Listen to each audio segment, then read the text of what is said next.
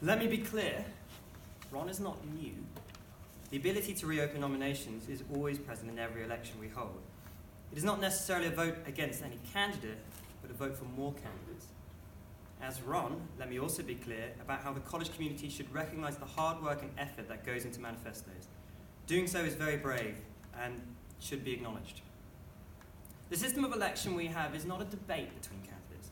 We don't see them argue the direction of our college or criticise each other's points. We get the chance to present questions to all candidates, but not a candidate specifically. We don't get to ask questions about one candidate-specific manifesto point beyond the point of clarification. So how do we validate a candidate? How do we understand if the candidate is truly suited for the role? This is why it is important to have an election where multiple candidates stand for the role.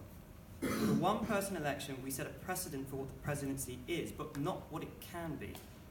Previous years have seen multiple candidates, where the presidency has been clearly defined in multiple different ways.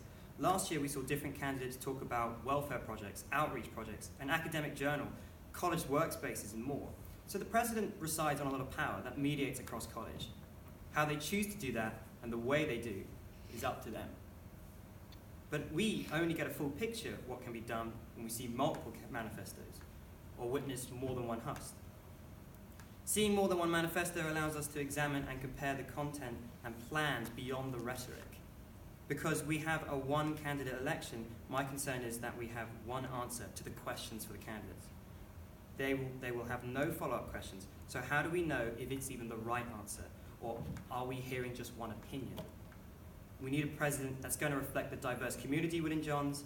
I'm concerned that a one-candidate race may limit the chance for that diversity to be represented fully. Make no mistake, this college is changing. Trust me, I've been here 5 years. This year is the first year where Stockton students came to live in Durham City.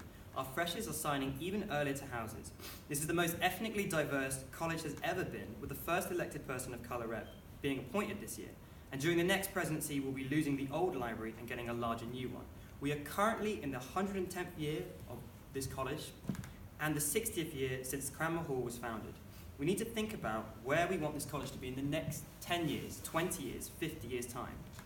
So because I feel that change is happening and the path towards all futures is nebulous, I feel compelled to say, let us think critically about the president we choose. The president has no line manager. They have supreme command of the Constitution. They can innovate amongst Prescom to make colleges better. They can work with the Durham Union to improve student well-being. They can work with the alumni office to keep students affiliated with our community long after they graduate. The presidency is a huge job, but it is also a tremendously exciting job because of all the possibilities we can take Johns and the wider Durham community. I will end with this.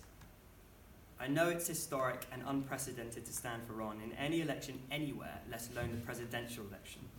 Yes, it is unusual, but I did it because I believed it was the right thing to do for the benefit of this college I love so much. Not a personal attack on the candidate or their campaign, but more to ask the SJCL members about the kind of direction they want for this college. Nobody knew what it meant to stand as Ron, whether you hate me for doing this or not.